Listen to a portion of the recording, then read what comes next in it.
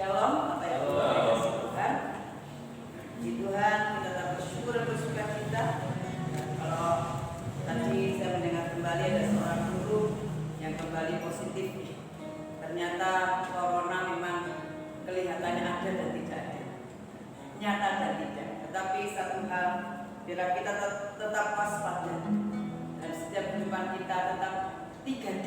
Ini selalu saya tanamkan 3D. Disiplin, mencuci tangan pakai sabun, disiplin memakai masker, disiplin menjaga jarak dimanapun berada. Baik, dikasih Tuhan, kalau pemerintah sudah mengingatkan kita, sama dengan ketika Tuhan mengingatkan kita, pilihan ada di dalam diri kita masing-masing. Apakah kita mau taat atau tidak? Tapi satu hal, keselamatan hanya ada pada orang-orang yang taat dan percaya. Kita pujikan jalan Tuhan, tidak pernah terselam. Tapi kita percaya bahwa Tuhan punya rencana yang indah dalam setiap hidup.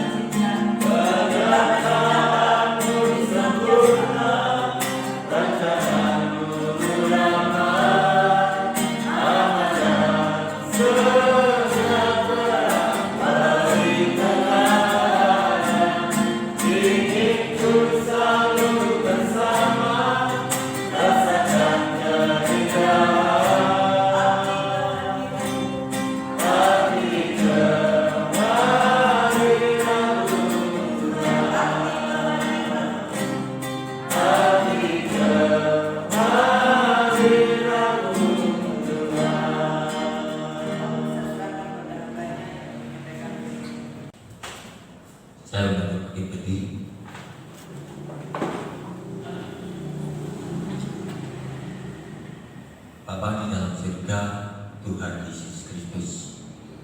Terpujilah nama-Mu Tuhan, jika pada sore hari ini Kau memberikan kesempatan yang baik bagi kami dengan kekuatan kesehatan sehingga kami dapat melaksanakan kewajiban kami untuk tetap bisa beribadah kepada-Mu Tuhan.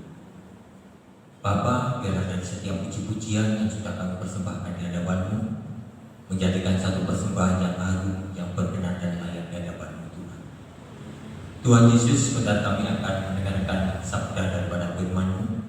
Suci kuduskan hati dan pikiran kami supaya dapat diisi oleh kebenaran firman-Mu dan firman-Mu dapat hidup di dalam kehidupan kami sepanjang hari dan seterusnya.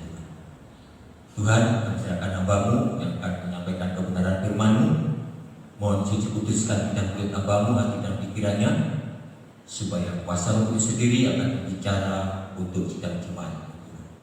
Terima kasih segala kuasa roh jahat setan yang ingin menggagalkan, mengganggu ibadah ini bersama jemaat-Mu, kami tentang di dalam nama Yesus. Kami usirkan keluar dari tempat ini dan kami mengundang kuasa Allah ada di tengah-tengah kami. Terima kasih, di dalam nama Tuhan Yesus kami berdoa dan ucap syukur. Haleluya, amin.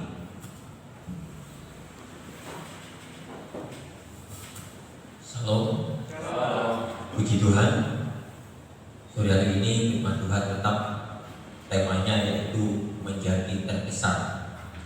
Kita akan membaca di dalam Matius 20 ayat 25 sampai 28. Demikian Matius 20 ayat 25 mulai. Tetapi Yesus memanggil mereka lalu berkata, Aku tahu bahwa pemerintah-pemerintah bangsa-bangsa memerintah rakyatnya dengan tangan besi, dan pembesar-pembesar menjalankan kuasanya dengan keras atas mereka. Tidaklah demikian di antara kamu. Barang siapa ingin menjadi besar di antara kamu, hendaklah ia menjadi pelayannya.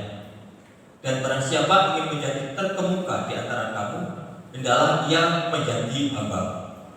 Sama seperti anak manusia datang bukan untuk dilayani, melainkan untuk melayani dan untuk memberikan nyawanya menjadi tebusan bagi banyak orang. Amin. Terpujilah Tuhan. Ya, prinsip di dalam keimanan Kristen memang sangat berbeda. Kalau prinsip dunia berlomba-lomba ingin menjadi yang terbesar dengan mengandalkan kekuatannya, kekuasaannya, keuangannya, dan sebagainya dan sebagainya. Itu sebabnya tadi di atas mengatakan kalau pemerintah-pemerintah itu untuk ingin menjadi yang terbesar, mereka memerintah dengan tangan besi. Tetapi tidaklah keimanan kita itu tidak seperti itu. Jelas firman Tuhan mengatakan, barang siapa ingin menjadi besar di antara kamu, hendaklah dia menjadi pelayan. Dan barang siapa ingin menjadi terkemuka di antara kamu, hendaklah ia menjadi hamba. Nah, hukum yang sangat bertolak belakang inilah yang harus kita terapkan di dalam dunia ini. Entah manusia bisa atau tidak bisa, tetapi inilah yang diteladankan Tuhan Yesus. Inilah yang diinginkan Tuhan Yesus, agar kita benar-benar menjadi pelayan, kita benar-benar menjadi hamba orang lain, menjadi pelayan orang lain, agar kelak kita menjadi yang terbesar dan kelak kita menjadi yang terkemuka di antara bangsa-bangsa. Nah, untuk menjadi pelayan-pelayan orang lain, untuk menjadi hamba-hamba orang lain, itu tidak mudah. Karena setiap orang itu mempunyai emosi, mempunyai harga diri, mempunyai gaya hidup masing-masing. Jadi jarang sekali orang itu kasarnya itu untuk direndahkan itu tidak ada orang yang mau. Dan untuk merendahkan dirinya sendiri itu juga jarang ada yang mau. Tetapi inilah yang dikehendaki oleh Tuhan. Jadi kita harus benar-benar bisa menjadi berkat bagi orang lain. Hidup kita itu harus bermanfaat bagi orang lain, walaupun itu harus merugikan diri sendiri, walaupun itu harus mengorbankan perasaan, mengorbankan hati, mengorbankan fisik, mengorbankan apa yang ada. Itulah yang dikehendaki Tuhan, supaya hidup kita itu bermanfaat bagi orang lain. Maka disitulah nanti Kristus itu akan terlihat di dalam kehidupan orang Kristen. Maka Kristus itu nanti akan bercahaya di antara kehidupan orang Kristen. Nah, kalau Kristus sudah bercahaya di dalam kehidupan kita masing-masing, maka disitulah kita akan menjadi terbesar dan terkemuka.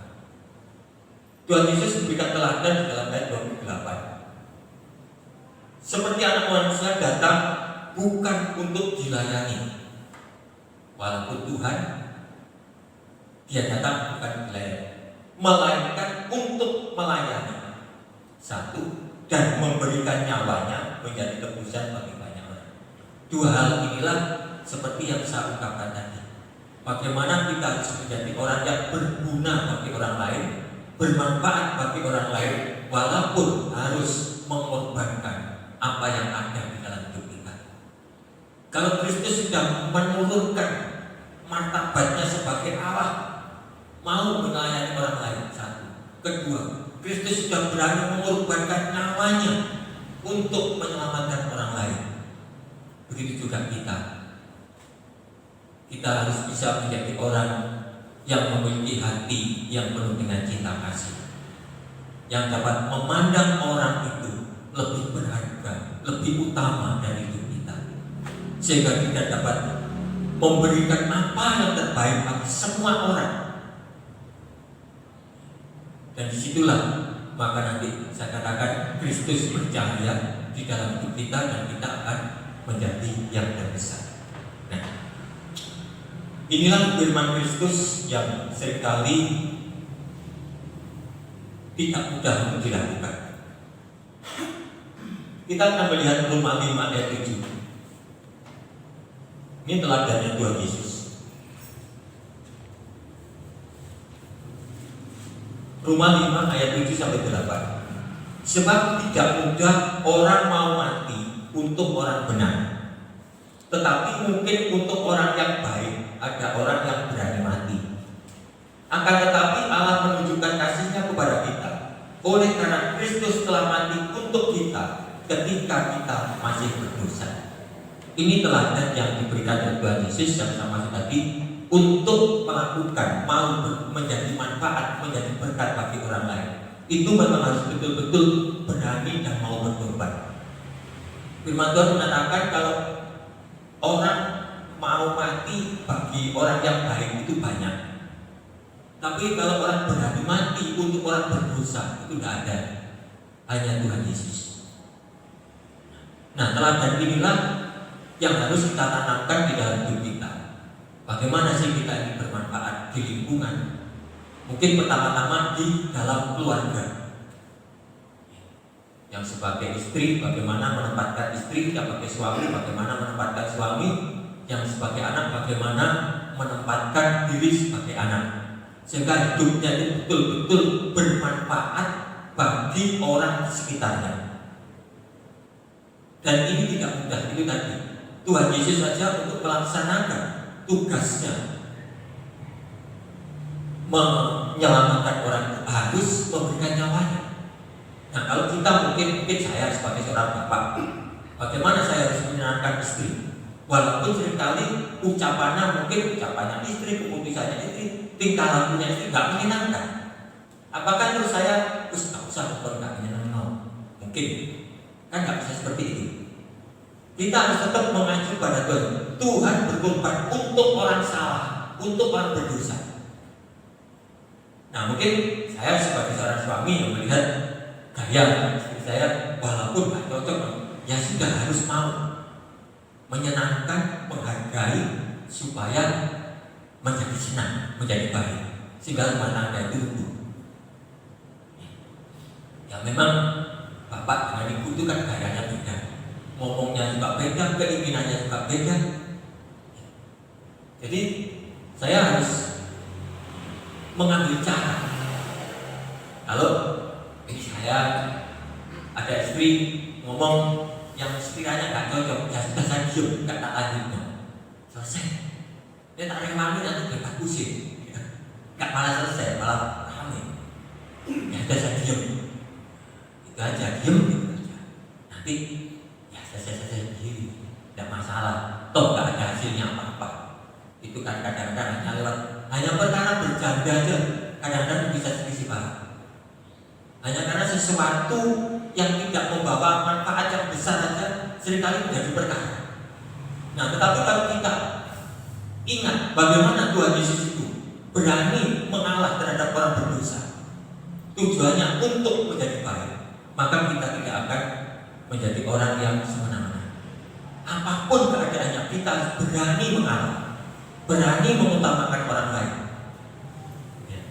Nah, jadi inilah yang seringkali akan menjadikan kita menjadi terbesar dan terkemuka di hadapan Tuhan. Dan ini sekali lagi saya katakan tidak mudah. Orang mengorbankan harga diri itu tidak mudah. Ya, tidak mudah. Saya sendiri sebagai orang laki-laki saya katakan tidak gampang. Harus benar-benar mencontoh Tuhan Yesus. Kalau tidak akan terjadi. Masih tetap ya pasti pengen menang, pengen paling benar, ya, pasti itu pengen menang, pengen paling benar. Tapi bagaimana? Kita harus belajar bagaimana supaya hasilnya itu baik. Saling mengalah, saling menghargai, dan mau menjadi pelayannya, dan mau menjadi hambanya. Ini yang benar. Menjadi hambanya orang baik gampang. Kalau menjadi hambanya orang yang kita pandang salah, itu yang sulit. Tapi inilah yang dituntut oleh Tuhan. Memang rumus kekristenan beda dengan yang lain. Beda. Kalau yang lain, bukan apa benar, kita benar atau salah, harus menjadi pelayan dan jadi hamba. Itu sudah ketentuan. Nah, puji Tuhan.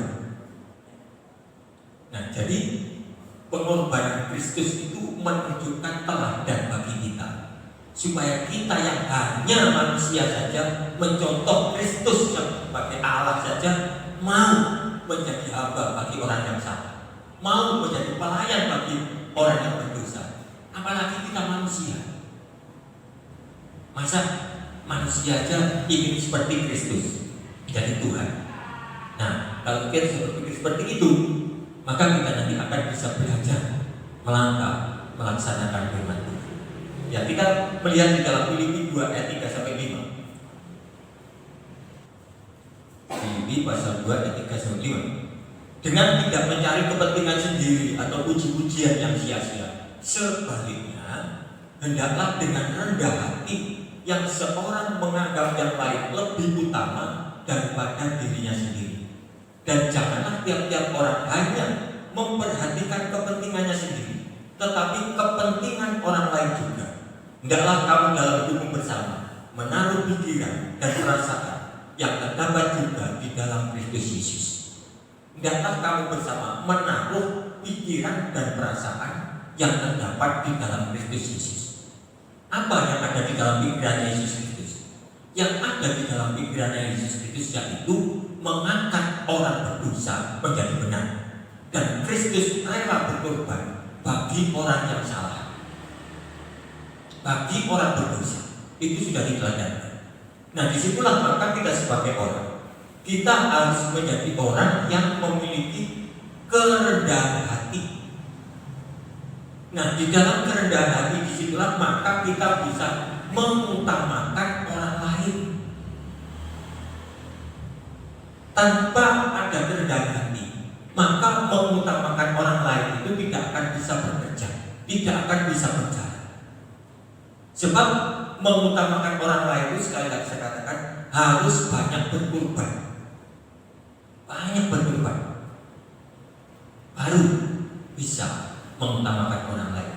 Dan jangan hanya memikirkan diri sendiri, tetapi memikirkan kepentingan orang lain. kepentingan orang di sekitarku? Apa yang diinginkan orang di sekitarku? Ya jadi mungkin sementara di dalam keluarga. Kalau di dalam keluarga sudah sukses, di lingkungan. Jadi kita benar-benar bermanfaat bagi orang lain, menjadi berkat bagi orang lain. Menjadi berkat bagi orang lain itu tidak harus lewat membagi-bagi materi. Itu gampang membagi materi. Kalau mengorbankan hati itu yang sulit. Kalau mengorbankan materi gampang. Mengorbankan hati itu yang sulit. Ya. Merubah hati yang keras, ingin menyenangkan orang lain itu yang sulit. Dan itu harus kita kerjakan. Mau tidak mau harus kita kerjakan. Kalau kita ingin menjadi yang terkesan di hadapan Tuhan Yesus. Dan memang pelajaran-pelajaran seperti ini yang mudah, tidak bisa dilakukan oleh orang-orang dasar. Tentunya orang-orang yang sudah memiliki keimanan yang menengah ke atas. Sebab kalau sudah berbicara tentang hati, itu berat. Hati itu berat. Gak ada orang yang tahu. Ya. Nah, itulah yang diteladankan oleh Tuhan Yesus sehingga kita benar-benar nanti bisa menjadi yang terkesan. Nah, untuk membuat segala sesuatu, tidak mementingkan diri sendiri, mengutamakan orang lain, tentunya tidak bisa langsung frontal, tidak bisa. Tentunya satu persatu perkara. Mungkin mulai dari sikapnya, dari gayanya, dari perkataannya, dari pelit dan tidaknya.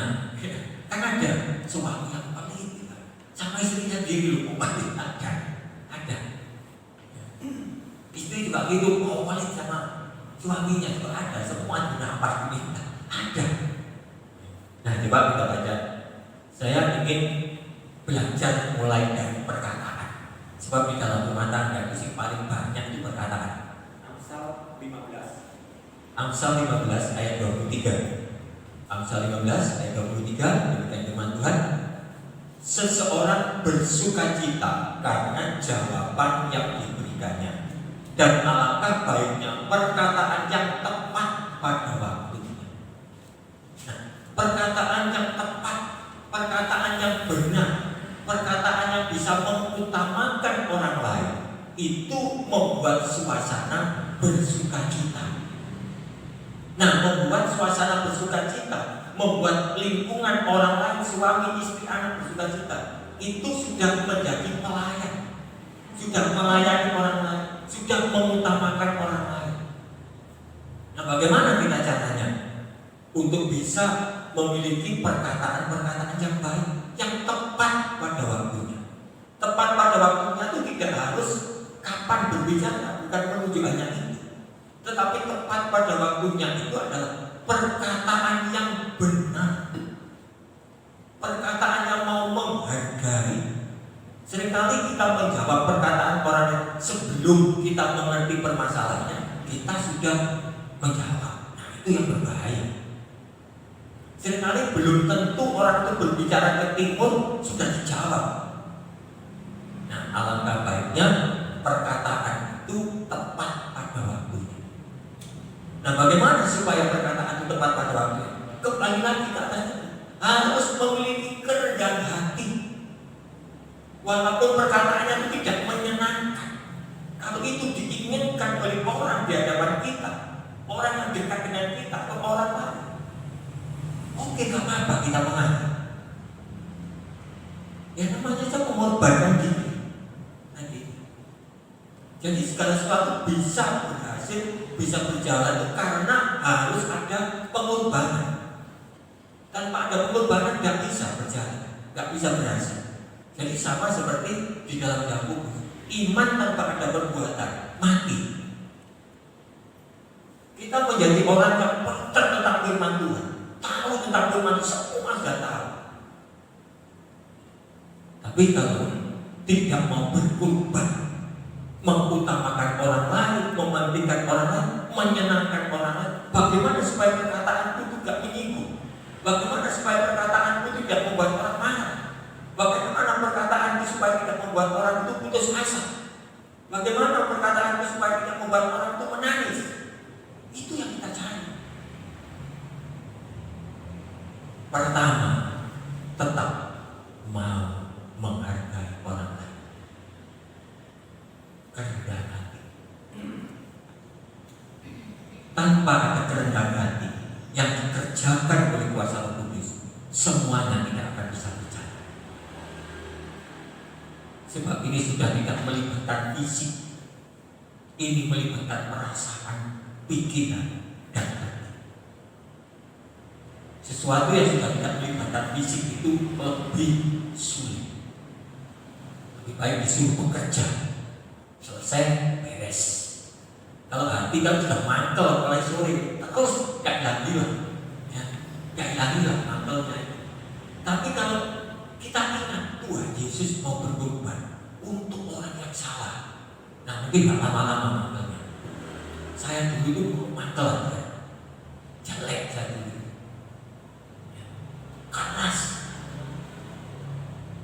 ada punya sedikit. Kalau saya kemarin bicara sama Pak Esther, koyok mercon sing subuhne ndek. Baru dikorek meledak. Saya sekarang belajar jadi petasan yang tidak ada subuhnya. Jadi tidak bisa meledak. Ya itu nanti harus belajar memiliki kerendahan hati. Dan biar ada omongan apa, ditelan saja. Ya, ditelan saja walaupun kadang yang mantel, kadang ya istilah namanya berkorban nanti. Tapi tujuannya nanti hasilnya itu menyenangkan orang lain. Asal itu tidak salah. Asal keputusannya kadang-kadang kita hanya salah komunikasi begitu saja. Saling mempertahankan kebenaran, dua-duanya sebetulnya benar. Hanya mungkin jalannya sikap bareng gitu aja. Sebetulnya kedua-duanya tujuannya benar. Nah disitulah kita harus memahami, belajar dari perkataan. Bagaimana kita bisa membawa perkataan di dalam lingkungan keluarga yang menjadi berkat. Bagaimana kita bisa menjawab perkataan orang lain itu yang menyenangkan sehingga membuat hati bersukacita. Itulah yang dikatakan menjadi pelayan dan menjadi hamba. Menjadi pelayan dan menjadi hamba itu orang bisa disebut sebagai pelayan kalau sudah betul-betul bekerja dan mengerjakan pekerjaannya, baru dikatakan pelayan. Orang disebut sebagai hamba kalau orang itu sudah menuruti apa yang diperintahkan oleh tuannya, sudah melakukan, baru disebut sebagai hamba. Walaupun julukannya pelayan, julukannya hamba, tetapi kalau belum ada hasilnya, itu belum bisa disebut sebagai pelayan atau hamba. Nah, terpujilah nama Tuhan. Ialah dengan nasihat-nasihat firman ini dapat sedikit demi sedikit merubah gaya hidup kita yang sudah bisa ditingkatkan lebih baik, yang belum bisa mungkin seperti saya harus belajar, ya, supaya semakin hari semakin baik kita benar-benar menjadi yang terbesar, menjadi pelayan yang benar-benar pelayan, menjadi hamba yang benar-benar hamba. Terpujilah nama Tuhan. Haleluya. Amin.